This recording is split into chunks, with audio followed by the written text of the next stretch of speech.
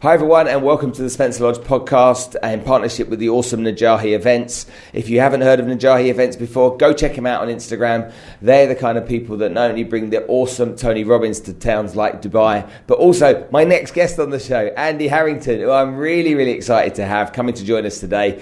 Now, those of you that don't know Andy has done some coaching with me and helped me go through learning how to sell from stage and sell from one to one to one to many. So there's lots of stuff that Andy's done with me that's really valuable. But before we get into all of that, cue the music, let's get on with the show.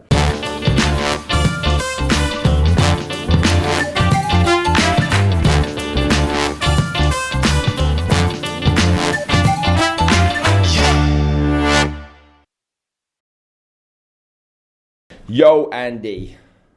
Welcome to the show. Thanks, mate. Pleasure. Nice to see you on here. It's good to have a chat with you and kind of share your story a little bit and tell people more about you, because there's kind of like this community of people that I know you, and then this other world of people that are like, who's this Andy Harrington guy? So for those people that are like, who's this Andy Harrington guy? Who are you? Yeah, well, firstly, thanks for welcoming me into your place here, your home. It's beautiful. I didn't even know you lived on the fronds of the Palm. I've been there so many times to the Atlantis, obviously, and then I'm driving past your house almost every day and didn't even know you were here. So. Well, you're now welcome anytime you like. Yeah, thanks, mate. Well, I shall probably, next time we won't bother going to Atlantis. We'll just come and camp here. Yeah, thanks, mate. So your question was, who am I? So, just a regular guy, really, I guess. In many ways, the things I've been up to and done over the last, 17 plus years, it's just a bit odd, really, because, I think you always think of yourself as little old me, but, having now had the opportunity to speak alongside some of the big speakers, you mentioned Tony, obviously, which I've spoken alongside several times, and, other big names like Steve Wozniak, co-founder of Apple, etc., and many others. It's just, I sort of pinch myself a bit and go, what am I doing here? Because I'm just little old me, really. But because I learned to do a skill that's rare, I suppose, for most people who want to do it, let alone do it really well. And because I learned to do that, and because I now have been teaching it, it's sort of elevated me to rub shoulders with the greats, I suppose. So, it's pretty cool. How did you get into it in the first place? Well, if I go back far enough, then when I worked for an insurance company, Churchill, maybe your UK listeners will know who Churchill is, there was a lady who took the training for Churchill Insurance, because we were on the phones, doing these motor insurance quotes. And she took the sales training for it. And after X number of months, I'd been on the phones and done all right. It sort of transpired. I happened to be alongside her one time and chatting about how busy she was. I said, well, look, if you're so busy, if the training for the new recruits, as they're always coming in, because they're always recruiting all the time as they're expanding. I said, look, why don't give me a go? I'd love to have a go at something like that. She said, okay, thanks. I didn't think even of it. And then about X number of months later, she kind of reaches across my phone while I'm doing these phone calls and presses the button. That means I will no longer take the next incoming call. And I'm a bit concerned, what's up. And she says, you remember a few months ago you said you wanted to do the training for the new recruits. Do you still want to do that? I said, yeah, of course. She went, okay, very good. You're on in 5 minutes. It's like, so if you ever had these experiences where, like this window of opportunity opens and everything is screaming like, no, like I am absolutely not prepared and not ready for this. But like a lot of times you just, say yes. And 5 minutes later, I'm walking into the Churchill training suite. I think it was either 5 or 7 people there. And I had a flip chart and a pen, and that's it, and an hour to fill with no content, no ideas, just randomly staying. So I got through it. But one of the things that happens when you're new to presenting is you fiddle with things, as you probably know. And one of the things I only had to fiddle with was the flip chart pen. So I kept taking the lid off and putting the lid back on, taking the lid off and putting the lid back on. I did it a lot of times I must have done. That was irritating in itself. But what was happening was every now and again I missed putting it back on and got ink on my hand. That wasn't the bad thing. Was when I went to the toilet afterwards and discovered as I looked in the mirror, I'd transferred most of the ink to my forehead. And I had this giant smudge on my forehead for... I don't know how long, actually. So that's how I began. So it's been an upward trajectory from there because I started pretty low. So there we are. Yeah, and then I saw sort of Tony Robbins and stuff. I went, oh, how can I commercially do this? And that's were you at a place when you were at Churchill then of just had you kind of reached the end of your journey there in your mind, or were you wanted so much more? What was it for you? Was it? Oh, I left there not to immediately go into all that. I mean, I left there originally. A friend of mine was doing recruitment. It was big at the time, back when recruitment was expanded, especially IT recruitment. So he was specialising in that. So we've been and worked for a company together, and I was just another salesperson doing that. And then we both thought, we can give this a go ourselves. It's not that difficult, is it really? You just need some CVs and whatever. And so, we started our own business. We didn't have any money, so I borrowed £10,000 from the Abbey National. That don't exist today, does it? Santander now, isn't it? Yeah. And I told I was going to buy a car with the money. Of course, I didn't. I used it as seed capital. Then went to NatWest and said, look, I've got 10,000 saved up. Can you lend me another 30,000 on overdraft? So we had 40,000 to start it. And that business still operates now. I sold it quite a few years ago now to my co-director. But when I was there, we'd taken that 10,000 and we generated 21 million in revenue, I think, approximately. Revenue, not profit, but it was good. It was good business. And then during that time, that's when I sort of came across Tony Robbins events and thought, I'm kind of bored doing this recruitment thing. It's not really my thing. And I got inspired from, could I give it a go? Could I do something similar in the UK? And that's where I got the bug, I suppose. Okay, that's back 2003, I think. 2003. And then you were essentially in a job where you were earning decent money, but you were bored. Yeah, I owned the business. It was pretty much like a job, but it was, I suppose... There's a lot of people that do that, isn't it? They kind of like, they get themselves, I don't say trapped, but just they find themselves in a place where they're not truly satisfied, but they're making a decent enough income, or they own a business, and it's like...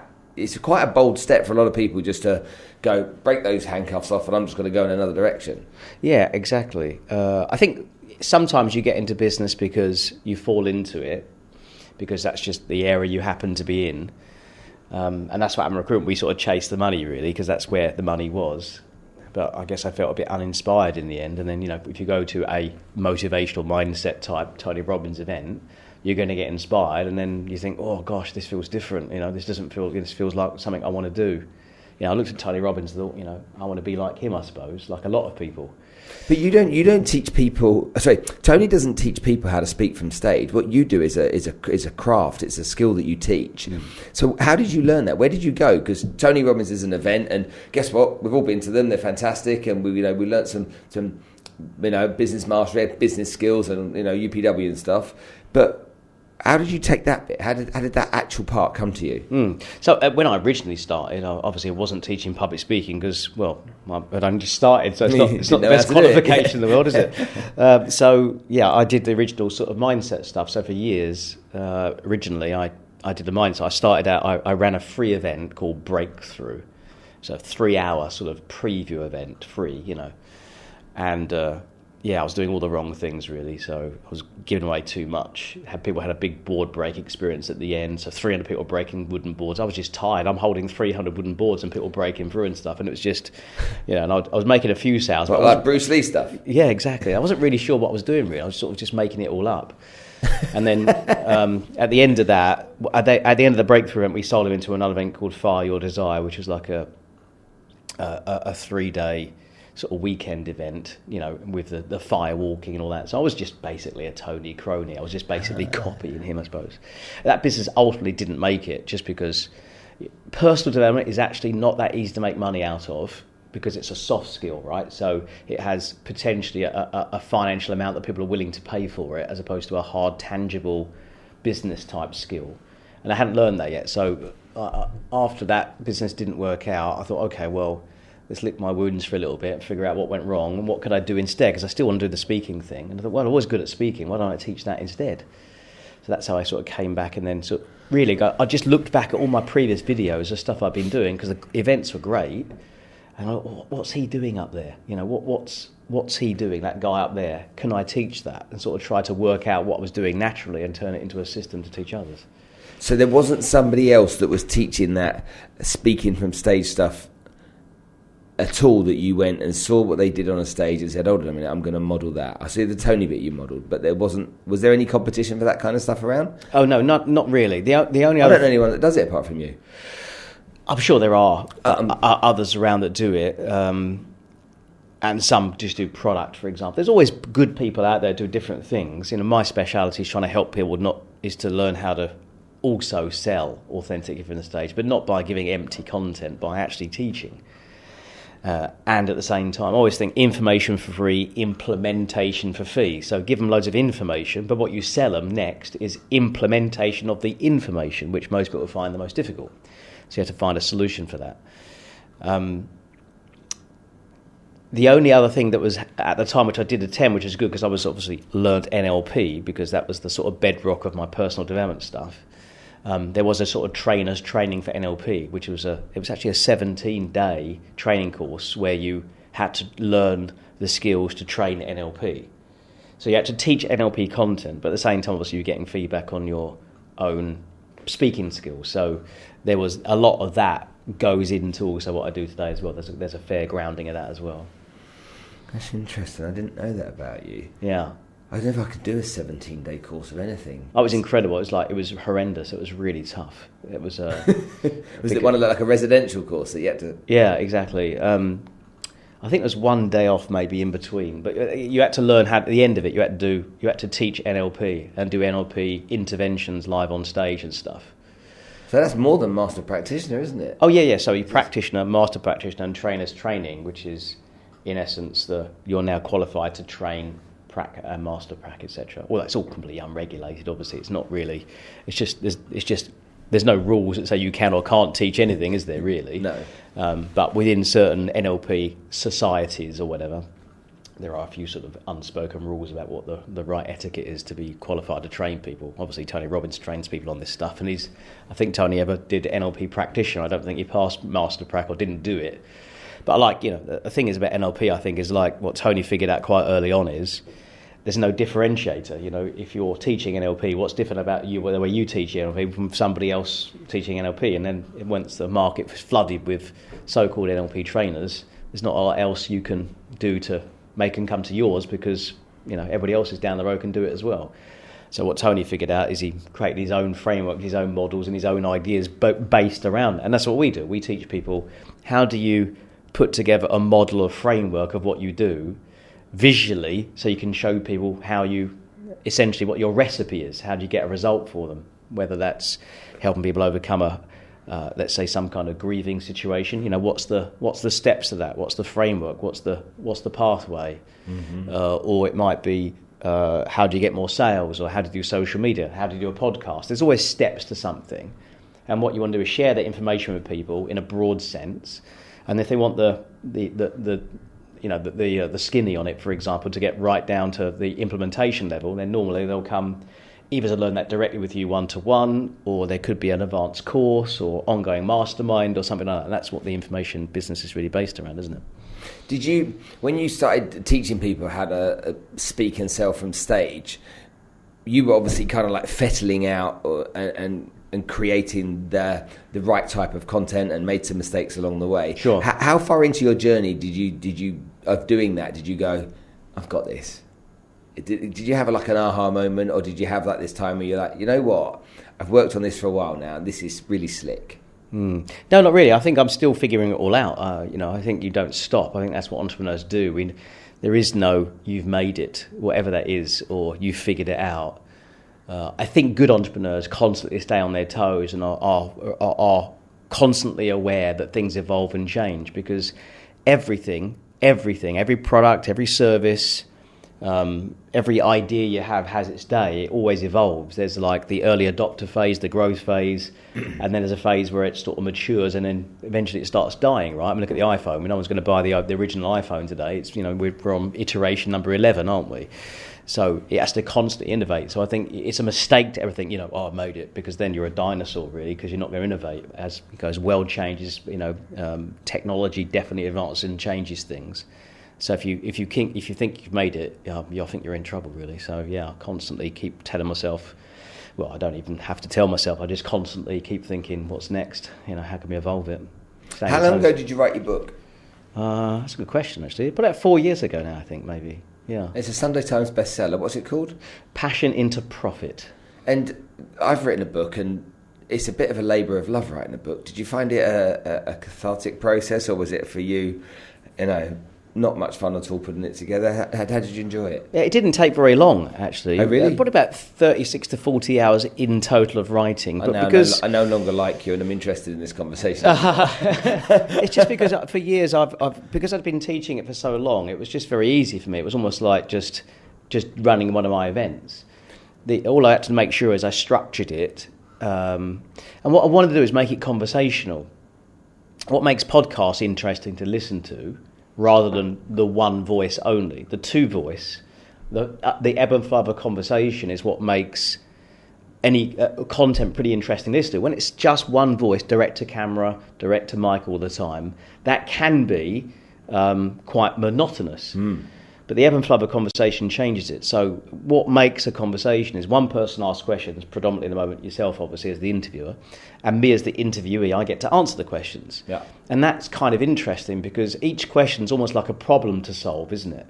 And human beings are problem-solving machines. We're constantly solving problems. We like to think that we want to get to a life of no problems, but that's just ridiculous. Like, a life of no problems is no life at all. We constantly. That's why in stories you have to introduce a problem very early on, in Act 1 of the story, because that's the hook that hooks people in. So every question you ask me, it's almost like a little problem. It's a bit of uncertainty, isn't it? How is he going to answer that question? And that is, in essence, what you need to do when you write a book. You say something, and then you ask a question, sort of rhetorically of yourself, of what you've just said. So you just make a statement, and you say, "So how do you do X?" And then you answer that. And that might, your answer to how do you do X might be 2 pages long. And then there's another little subheading comes up, bit bolded black, which might say, so, what could go wrong when you do this? And then you answer that question. So that little blacked out or darker black text of a question, that in itself, it resets people's brain as well, because it's a new problem to solve. And that, because if you just go on too long solving one, if you ask a question and you go on too long without another question coming in, for example, now it's been about probably 2.5, 3 minutes since you asked the last question. If I answer this question for an hour, the attention span of the audience is going to go down considerably. Yeah. Because we're still solving, there's no new problem coming in to solve, if that makes sense. So That's what you do with a book, keep introducing problems and solving them. And what you've got to do is think like the audience. Based on what you've just said in the book, based on what you've just written, what question would the reader have if it was a conversation? And you try to ask that question of what they're thinking in their head as the question, and then you answer it for the rest of the text. And what should happen, there should be some like, "Oh, it feels like he's just talking to me," because that's what I was thinking. That's how you do it. What were you like as a kid? Very outgoing, a big show-off, loved sport, played my dad consistently. My dad was my big hero when I was growing up. So between age 0, 13.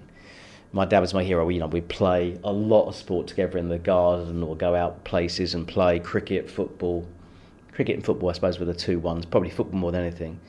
A lot. I played football for the school once I went to Kent from London. I was 7 years old. I started playing football properly. Played for the school football teams. Played for the school district. Played for the county. Played cricket at fairly reasonable standards as well, county under 19th levels as well. So I really loved sport. That was my stage, I suppose. But then when my parents split up when I was 13, which was a shock, a real big shock. My mum decided to leave me dad. She met somebody else. And it really felt like a crushing thing. I suppose I can't really describe it to you unless anyone's been through it, but rug pulled from your feet kind of thing. Because I think what happens is you grow up with this set of beliefs about how the world is, and you're cocooned in that love environment. You're young, you're your dad with you, everything's just the way it is, right? And then one day, it's like somebody says to you, your name's not actually Spencer, your name's actually Frank. What? Yeah. And or like, you know, but your mum's not your mum, by the way. Like that shocking news, if that's to happen, you suddenly discover that, it's like, then what happens is everything gets questioned. Mm-hmm. So that's what happened, like, and it was shocking. And I was sort of living sometime. I lived originally with my dad. After that, for a while, because my mum moved out, then, you know, that he found a new partner, and I felt a bit uncomfortable with that growing up. And then I lived with my mum for a little while with her new partner, then back with my dad, and then my mum was sort of toing and froing. Eventually left, I think, after just about turned 16, I think, when I moved out. And so from that point of view, I think I had to become entrepreneurial anyway. But I wasn't entrepreneurial at that stage. I was just fighting, just trying to, you know, get back to some kind of homeostasis kind of thing, you know. And I think, like I said to you, I think I was very extroverted growing up because I had the love of my mum and dad around me, and so it allowed me to be extrovert. I could be the king of my castle, as it were. And I think, you know, when that shocking event happened at age 13, I think I just completely became introverted. Because I spent so much time by myself after that, because, you know, my dad was busy, you know, I understand now, looking backwards, right, as an adult myself, and having also had relationship challenges myself, I realised my dad was just trying to rebuild his life, right, and trying to, you know, figure it all out. And as a result, it was lots of time where I was spent on my own, because my sister was, I only have one sister, she was 16, so she's been off at that age 16 out doing what 16-year-olds do. But I'm at 13, so I'm just at home on my own. My dad's around, you know, his girlfriend's house. I'm in the house on my own, sleeping in that house on my own. I had lots of times to think and review things, sort of looking out the bedroom window, sort of thinking, oh, gosh, I've got so much love to give. I remember saying it to myself, I've got so much love to give. That's what I'd said to myself. It was really weird. I think back to it now. And I think a lot of that introspection today still exists in me a lot, and has led to this, because I think, not that I did it constantly at all, but I think from that age up until 30, I was just, you know, trying to find myself, as the classic statement goes, which is really just trying to figure it all out. And that's where the sort of hunger for what I do today came from, really. So that's, and I think I was lucky to find sales, I think, as my route out, because I left school mixing tins of paint, because I left school with no qualification. I was good at school, but at age 13 to 16, it just fell apart. My qualifications were rubbish, because half the time I didn't even attend school.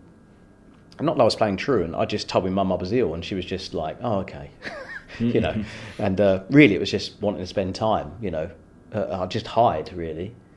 And there's a lot of me still does that. Did you have some shame around? Oh, yeah, definitely. Did you feel shame, yeah? Yeah, because none of my friends, you know, none of their parents had split up. It wasn't a thing back then, you know. Well, we're a very similar age. I think you're 1 year older than me. Yeah. And my parents got divorced when I was 8. Right. And I knew nobody else from divorced parents either back then. Yeah, there was a lot of shame. Yeah, I probably wouldn't have thought it back then. It is like, oh, I feel ashamed. No, but you know, I think there is that in it. It's embarrassment, actually. I think is probably the word I'd probably think about more than ashamed at the time. Yeah, yeah, and you know, the thing is, Spence, it's like it's so common, isn't it, for parents to split up, you know, these days. It's not uncommon at all. And it's so easy for the parents or adults to misunderstand just how crushing that is for a child. It is. Now, children will be resilient, because they are, and they'll get through it, right? But not unscathed, because the child will somehow pick up a coping mechanism. Whatever that coping mechanism is, it will pick it up. Now, the child doesn't understand it's doing that, but that could be anything from overeating or the wrong kinds of foods to, you know, like I did, you know, crawling into your shell, to becoming the joker of the pack, for example. You know, there's going to be some way the child finds to cope with that unexpressed emotion. Because the child has to go to school, and it's like you can't be crying and shit at school. You know, you're going to get bullied like hell. So you have to get through that. So there's always a way you find to cope. Now, some coping mechanisms are mild and kind of, you know, aren't really that much of an issue for you or anybody else. Some of them are kind of, pretty bad, but you get through them. And then what happens is they manifest later in life as something bigger, typically. And that's why these folks turn up at my events. Now, people turn up at my events because they have a coping mechanism. Here's the issue: is that the fact that my parents split up when I was 13. If I haven't learned, and of course I've done loads of work on myself since, and of course I'm not suggesting I'm the finished article, but far from it. There's still going to be moments where whatever I have done to solve it isn't enough.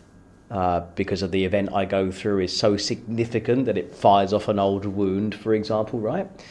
But that's what happens. People turn up to my events, not because the event of the past is the issue, because that's over, isn't it? What happened when I was 13 is over. What happened when you were 8 is over.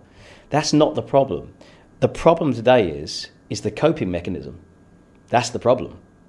Because whatever you've done to try to cope as an 8-year-old, if that mechanism still exists today and is still getting triggered today, it is that's the problem. The way you coped, the behavioural choices that we made then, if they still manifest now in adult life, those are the things that literally either slow you down, hold you back, cause incongruency, cause health issues, for example. It's not the event of the past, it's the decision that you made of what to do about it that's limiting. Now, of course, the power of that is that can be changed instantaneously. You can always change, go back, and we can't undo the past, but the past doesn't exist. All that exists is now, right? All that happens is when you think about now, you recreate the past as it was in your head as a construct. You represent that to yourself, represent it back into yourself, but normally the same way, right? Through how you construct the past back in your head, in memories, etc. But you can redo that. You can restructure that past in your head, and if you do it often enough, you actually undo the past in a different way because you review it differently. You view it from a different perspective. In the same way that today, if I cross over the divide and I actually now sit in your chair, and you sit in my chair, it's kind of different. We're in the same room. It's the same memory, but it's been reviewed. Now we're looking from a different perspective, right? And it changes the environment, right? There's a world famous speed reader, and he says when you read a book about something, then you create a reality around that story that actually happened. He said, so whenever I read a book about something, to make sure that I don't get sucked into that being absolutely real, I then read many books around that subject. Right. So I get a much better understanding of the situation rather than one perspective. Yeah. And I think that really resonates with me when I think about that, because often we do exactly as you say. One thing you said, though, that I find really interesting here is that you're talking about a coping mechanism that we created at 13, at 8, or whatever that may be. Have you ever been able to identify what that actual mechanism was for you and kind of break it down into something that resembles some form of logic, so that you can then process it, break it down, compartmentalize it or whatever, and then and restructure it in a logical way? Yeah, so for me, like, my coping mechanism at the time was to withdraw into my shell. So that withdraw from, or to pull back, that's a pattern that generically I would call being a pleaser. So I'm a pleaser person, right? My nature is to try to please. And what that means is that the nature of the pleaser is the person that becomes, they look for external validation in order to make themselves feel good. Because that's the bit that was missing for me, right?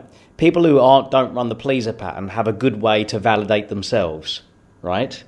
So early in my life, until I resolved that, I was always seeking external validation all the time. Because how old were you when you, or when were you able to identify that exactly what you just explained? Over 30. Over 30. Yeah, so probably between ages 30 through 33. Again, through going to reading books. A great book to read on this subject is called People Making by Virginia Satir. She has a different way of framing some of these categories, but it's about looking at the dynamics of families. In families, that's what she calls people making, because that's where people are made in a family unit. Everyone plays a role, and they all play a different role. So everyone has like a a dark side, shall we call it? For want of a better way, this is like the Darth Vader. Then everyone's got the Jedi Knights. Yeah. So the way I frame it is you've got archetypes and shadow selves. So I had to recognise what my shadow was. The shadow's my coping mechanism, right? And my one originally was to be this kind of pleaser, looking for external validation. The good side of the pleaser is the lover. So the archetype, the opposite side, the good side is the lover. But the lover does something to give, right? Not out of obligation or fear, because the cup runneth over, right? That's what a lover is. But a pleaser isn't. A pleaser's cup is empty, and they're doing something because I want to try to get something back from you. I want the thank you. Does that make sense? I want the validation. Mm-hmm. And that leads to a lot of rescuing. If you're the pleaser, one of the coping mechanisms that happens is you become a rescuer. Your goal is, you think, if I can rescue someone that's broken, then the validation I'll get from that is so good that then they'll truly love me, right? And so what you end up is having codependent relationships, and that's kind of what I fell into with my marriage. Is that someone that I met had been in a situation where she had been abused as a youngster growing up, and so as a result of that, with court cases, etc., 2 big court cases at the Old Bailey, that was me being the rescuer. Now, what was good from that is okay, once I figured out the pattern, that was kind of good to figure it out because the relationship didn't last ultimately. But what was great about being the rescuers, that's where all my hunger and my personal development, because I was trying to be her coach. I was trying to be her rescuer, make sense? Mm-hmm. And that obviously really sharpened my skills, if you like, to do so. But it wasn't a great relationship from a love perspective because it was a different type of funky relationship from that perspective. So it was good that I figured that out early on. So let me finish. So pleaser is one of the archetypes. I beg your pardon. Pleaser is one of the shadow selves. Yeah. I just want to make sure. One of the other shadow selves is controller. Yeah. So if you're the controller, that's a coping mechanism. You get in control. One of the ways you solve a problem is to become strong and be in control. So it's really important. You may have learned early on in life, when things don't go right, your way to solve it was to take control. And that's your classic personal development right there, isn't it? That's your, I do stuff, I make it happen. Of course, the downside of that is that you're not in flow. You're just controlling all the time, which limits, you probably don't build a team, or if you do, they keep leaving because you keep beating them up all the time, right? So, in a relationship, for example, if you control, you're probably going to attract someone who's the opposite. You might actually attract a pleaser. So now the pleaser's with the controller. The pleaser's trying to solve the controller's issues. The controller's happy to beat down on the pleaser. Both people aren't happy, but they're both running their patterns. So as far as the universe is concerned, this is a harmonious relationship because both people are opposites of each other. Mm-hmm. So it's harmonious from that perspective, but not harmonious in terms of love flowing, just harmonious in terms of opposites. Okay. What's interesting about this is that again, we both took a similar route because I got into sales and you got into sales. And what you said earlier about the whole pleaser, that for me really resonates because when you think about it, in sales, we get validation from others, don't we? Yeah. Okay, and we get those wins that happen. We get those little kind of like punch in the ceiling in the car moments when you've done a deal and stuff. Sure. Do you think that is a by accident thing for you getting into sales, or do you think that no, I was getting into it, but living through it was by accident, or do you think you got a flavour of something that really fed you in a positive way by those little wins that you get in the beginning of your sales journey? Yeah, I think so. It's an infusion for me because it's kind of almost like a complete paradox because as the pleaser wanting validation, your classic pleaser is probably going to be too afraid to go out and make those sales calls. But because I had this 13-year love, I still had within me the ability to be the lover as well. So both were present. And so those two things together, it's just the problem early on in my career with sales calls. I wasn't making enough sales calls. Once I finally got into it, I was like, I did the classic kind of just, choosing the clients that you think will buy from you rather than knocking everybody's door, So I think it's an infusion of different things that come together at different times. The universe doesn't make mistakes, I don't think so. I like to believe that everything, classically happens for a reason. And I think everything that's led to it's all part of it. I always like to say that there's no left without a right, there's no up without a down. There's always going to be an opposite there somewhere, and the opposite is there to reflect back to you in some way the other side. So if you think about a coin, it has a heads and tails, or one side is the positive, one side's the negative, let's say. But you can't have the coin of self-worth unless you claim both sides. So you have to claim your dark side, shadow self, and you have to claim your archetype. And know that both of those will exist in you at all times. But the more you strengthen your archetype as a way of being, as a way of kind of acting, because the archetype of whether it's going to be, in my case, the warrior, your lover, your jester, or your sage, they're the archetypes of the good side. When you operate from those, you typically go to give. When you're on the dark side and you're the controller, you're the pleaser, you are the distractor, or you're the Mr. and Mrs. Computer living from the neck up, Mr. Logical, Mrs. Logical only, you're typically coming from a place of lack and you want something from the other person. So, I always like to say, life is not just forgetting, life is also forgiving. So if we can live a life where we're giving more, not from a place of having to, but from a place of service, from a place of, there's more than enough, so have it all, a place from power of, I'll become more powerful the more I make you powerful, I'll be more loved the more I share love with you. But doing that without the need from something back from anybody else is the place that we all like to get to.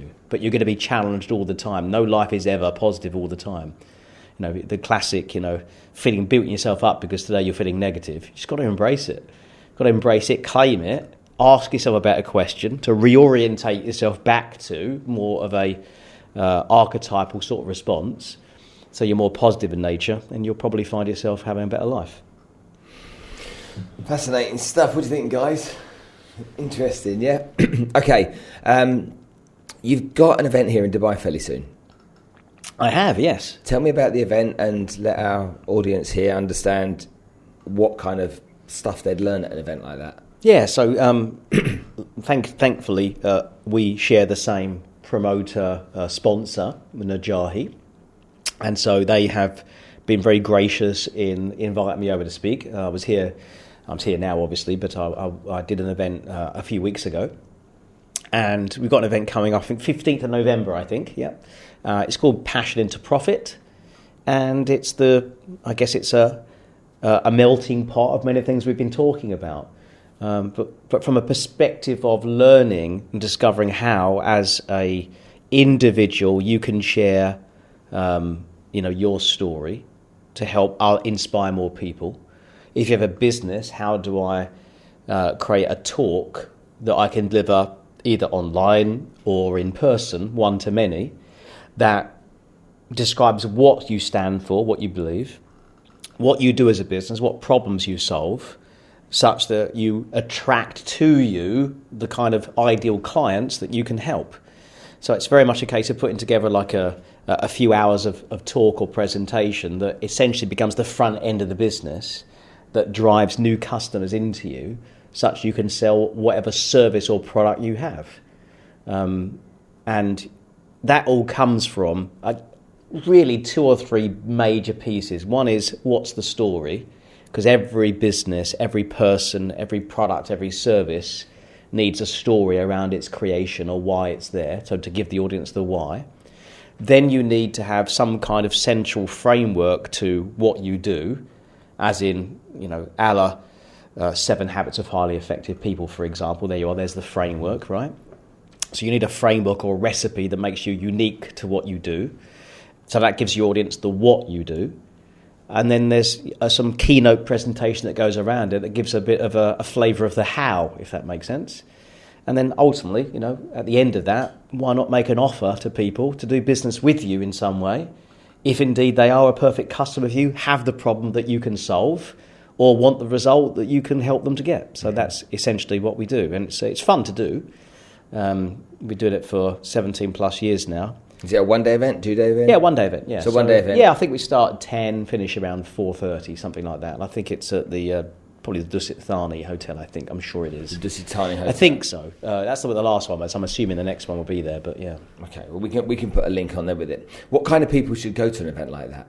Anyone, literally, that has a business, wants to get into business, and recognises the value of putting together a presentation that can ultimately get people to know what you do, like what you do, and buy into what you do. So it could be business to business, business to consumer, or it could be just anyone who's had, a downturn in their own life and they've solved it because out of necessity, and are happy to come along and share that story with others to inspire them to do the same thing.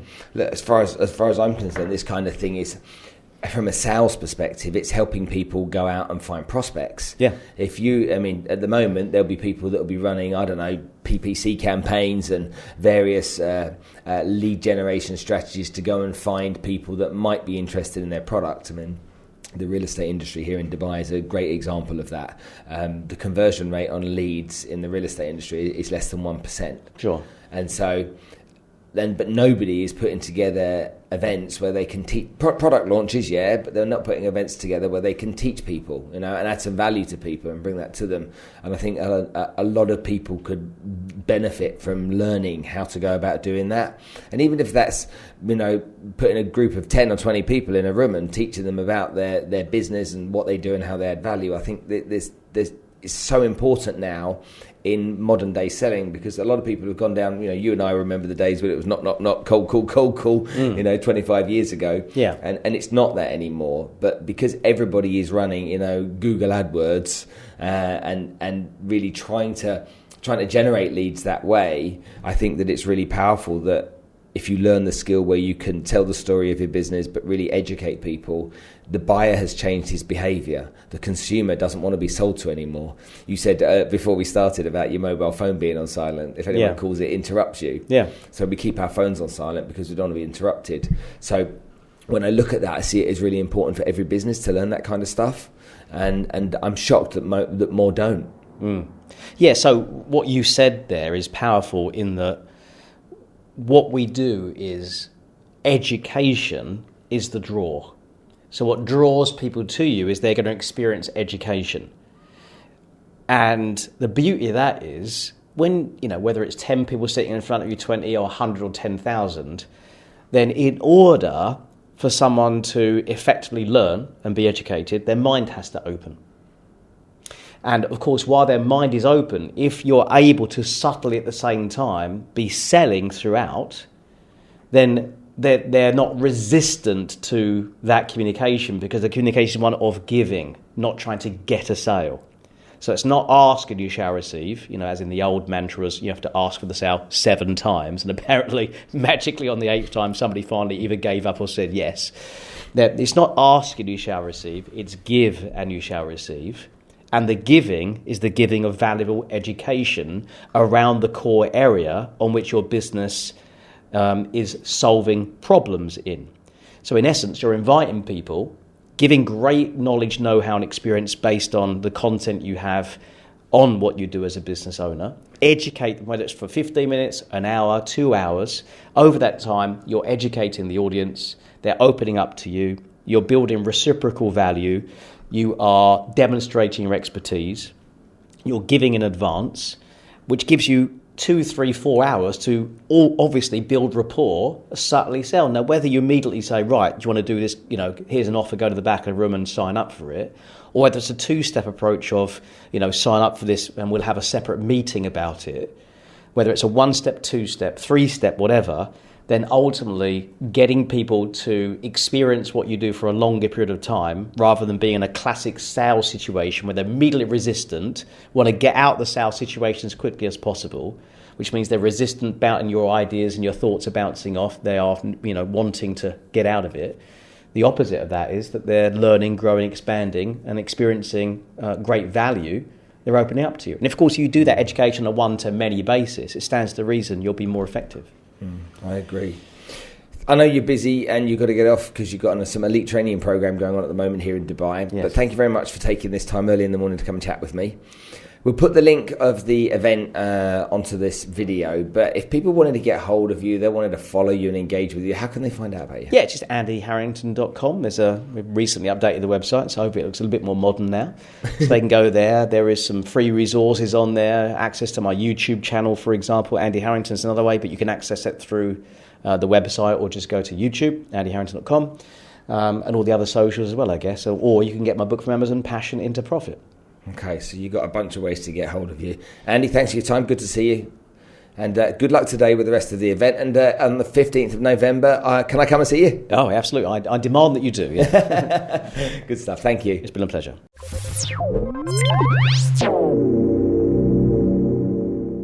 Well, there we have it, the interview with the awesome Andy Harrington. It was great to get some takeaways from what he said. Wasn't it a great interview, though? There's loads of good stuff that I took from it. And I've known Andy for, I think, about a couple of years now. And even some of the stuff that I've heard today, I hadn't heard before. So it was great picking up some snippets there. Also, finding out his background, as a kid and some challenges that he went through and how that then shaped his life, but also his coping mechanisms too. So, yeah, good value to be had from it. Now, you know that I don't like to promote other people's stuff, and I definitely don't do it here on the podcast, but guys, I have been out and I've watched Andy perform. He's coached me himself, and so I know the work that he does. So if you're going to be around on the 15th of November and here in Dubai, you'd be... Look, the worst thing you can do is spend a few hours going to an event like this and learning. The best thing you can do is take something from it. But if you don't get up and get out of the chair and get to the venue and take the time to invest and concentrate, then you're not going to learn anything anyway. So for all of you that listen to me, that enjoy this content, I'll advise you to go and make time on the 15th of November to go and listen to what Andy's got to say. Passion for profit. There you go. Right, last thing before we leave. You know how much I love you to get involved in consuming the content that I have. So if you want to see more episodes like this, I'd like you to click over there, okay? But if you want to do what I love you to do, which is to subscribe to my show, then press the subscribe button, which is there, and you can see every podcast, and every single time I produce a new piece of content, it's going to come directly to you, directly from me. So go on, do that. And I tell you what, if you want to leave me a recommendation on SoundCloud, 5 stars, it's always good. And if you don't, how can I talk you into it? Go on, I know you can do it.